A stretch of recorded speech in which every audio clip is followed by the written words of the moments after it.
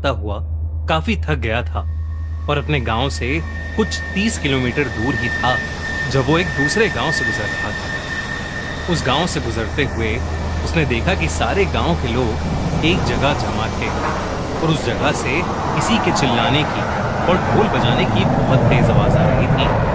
दाते, जो मैंगलोर शहर में पला हुआ था, पुट्टुर जिले में बसे अपने गांव में पहली बार जा रहा था।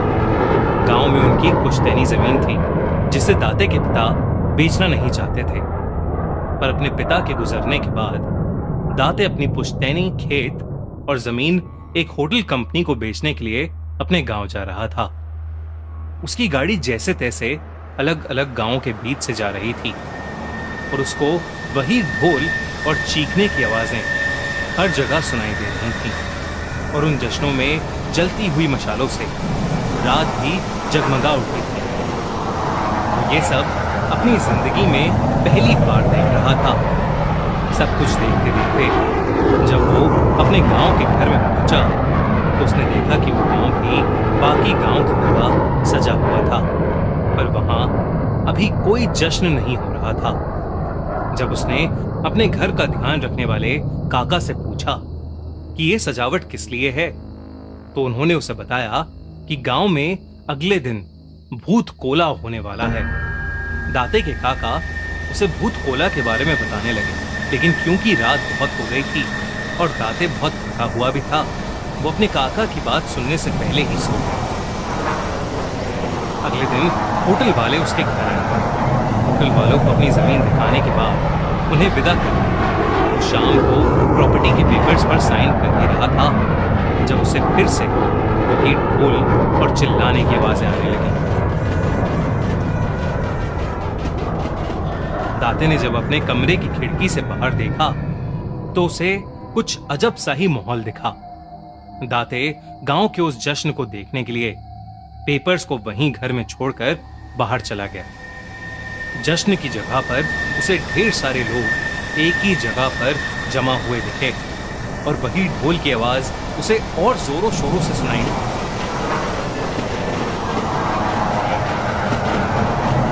दाते वहां जाकर चुपचाप भीड़ में पीछे खड़ा सब देख रहा था। जब उसे देखा कि रंग बिरंगे कपड़ों में एक आदमी उसकी तरफ पीठ करे भीड़ के बीचों बीच कांप रहा था और एक अजीब सा डांस कर रहा था और सब लोग उसी के सामने हाथ जोड़े उससे अलग अलग चीजें पूछ रहे थे। इससे पहले दाते कुछ समझ पाता, उस आदमी ने अचानक नाचना बंद कर दिया और वो भीड़ को चीरता हुआ दौड़कर दाते की तरफ आया और उसे घूरने लगा। दाते उस आदमी को इतनी पास से देखकर बुरी तरह घबरा गया। उस आदमी के पूरे मुंह पर पीला रंग था और उसके शरीर पर ढेर सारे इतने और सर के ऊपर एक जंगली सुअर का मुकुट था जो उस आदमी को और भी ज्यादा अजीब बना रहा था। वो आदमी कई देर तक दाते को घूरने के बाद एकदम से चिल्लाया, इतनी तेज कि दाते की रूह कांप उठी। वो आदमी दाते पर चिल्लाने के बाद वहां से कहीं जंगल की तरफ भाग गया। ये देखकर सब गांव वाले दाते की तरफ मुड़े और सबके चेहरे पर उसे एक अजीब सा डर दिखाई देने लगा था।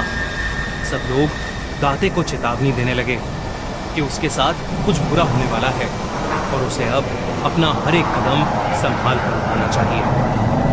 दाते इस सब को गांव वालों की बकवास और अंधविश्वास समझकर हंसने लगा और वापस अपने घर चला गया।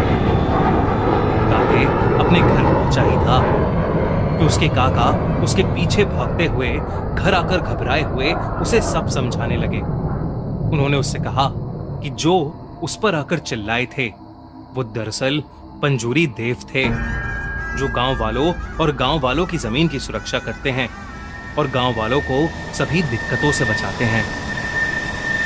वो हर साल भूत कोला के समय आते हैं और लोगों की सारी समस्याओं को हल करते हैं और उन्हीं के आने की खुशी में हर साल ये जश्न मनाया जाता है।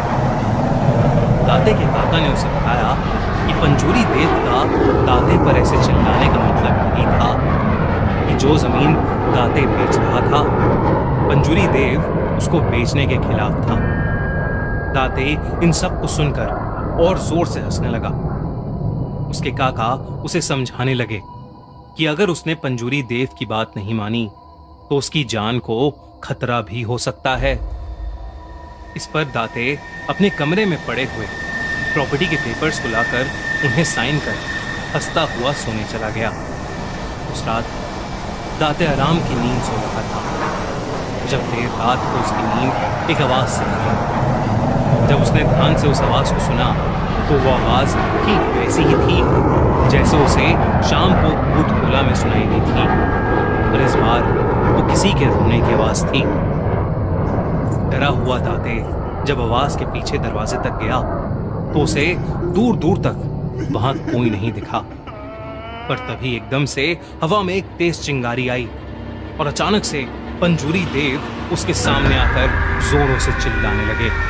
ये देखकर दाते के पसीने छूट गए और दाते बिना कुछ सोचे समझे अपनी गाड़ी में बैठकर उस गांव से निकलने लगा। दाते गाड़ी चलाता चलाता जंगल वाले रास्ते तक पहुंचा ही था कि तभी उसको कुछ दिखा जो देखकर वो सुन्न पड़ गया।